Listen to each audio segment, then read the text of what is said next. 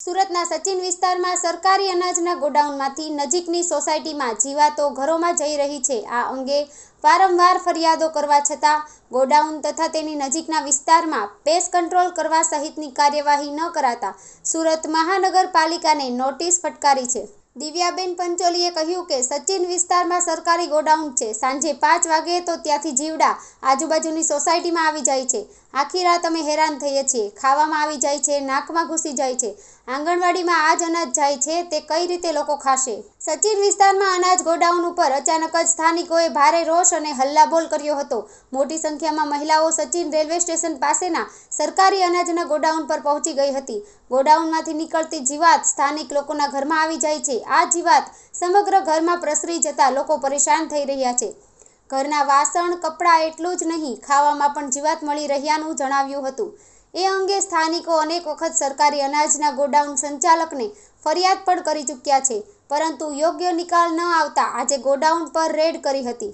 સમસ્યા એક જ છે, આ ગોડાઉન છે સચિન વિસ્તારમાં આરોગ્ય સરકારી ગોડાઉન છે, સરકારી અનાજનું ગોડાઉન છે। ત્યાં રોજ સાંજ પડે 5-6 વાગે એટલે બધા જીવડા આજુબાજુની સોસાયટીમાં ફેલાઈ જાય। આખી રાત હેરાન કરે છે અમને। ખાવામાં આવે, પીવામાં આવે, નાકમાં ઘૂસી જાય, આંગણવાડીમાં અનાજ જાય, સરકારીમાં અનાજ જાય ને આવું અનાજ અમારે અહીંયા અમને આ ગોડાઉન જ અહીંયા જોઈતું નથી। સૌથી મોટામાં મોટું ગોડાઉન છે, બરોબર, જ્યાંથી સૌથી વધારે જથ્થાની આવક જાવક થાય છે, બરોબર। એ આજુબાજુના રહેવાસીઓની એવી ફરિયાદો છે ઘણા સમયથી કે જે અનાજની અંદર જે ધનડા પડે છે જીવાતો, એ અહીંયાથી ઉડીને એમના ઘર તરફ આવે છે, એમના અનાજ ખરાબ થાય છે। રોજિંદી જિંદગીની અંદર પણ તકલીફો ખૂબ જ થઈ રહી છે એના લીધે। એમની ફરિયાદો એમણે મૌખિક પણ આપી અને લેખિતમાં પણ આપી હતી, બરોબર। અમારા ગોડાઉનના જે અનાજ જાળવણીના પ્રોટોકોલ પ્રમાણે જે એજન્સી મારફત આપણે દવા છંટાવવાની હોય, ફ્યુમિગેશન કરાવવાનું હોય, એ સમયે આપણે કરાવીએ જ છીએ। આ બધી રજૂઆતો ઉપર સાહેબને પણ કરી છે અને એમના તરફથી પણ જે સૂચનો મળ્યા એ મુજબ આપણે કામગીરી કરી છે, બરાબર। પણ જથ્થાનું જે રોટેશન છે છેલ્લા 2-3 મહિનાથી આપણી પાસે જથ્થો ઘણા પ્રમાણમાં આવેલો છે, બરાબર। એનું રોટેશન જે સ્પીડથી થવું જોઈએ એ એના કરતાં થોડુંક ઓછું છે, જેના કારણે 1-2 મહિનાની અંદર આ પ્રોબ્લેમનું સોલ્યુશન આવી જશે, બરાબર। આ ચોમાસાની ઋતુ છે, આ સમયમાં મહત્તમ પ્રજનન એ લોકોનું જોવા મળતું હોય।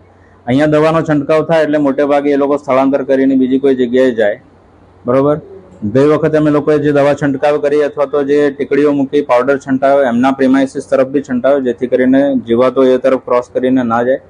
અમારાથી બનતા પ્રયાસો કર્યા જ છે। હવે મેં એમને બાંયધરી આપી છે કે અમે ફ્રીક્વન્સી વધારી દઈશું, બરાબર, અને ઝડપથી જથ્થાનું રોટેશન કરીએ ટીફો પદ્ધતિથી, એટલે આ તકલીફોનું નિવારણ ટૂંક સમયમાં આવી જશે।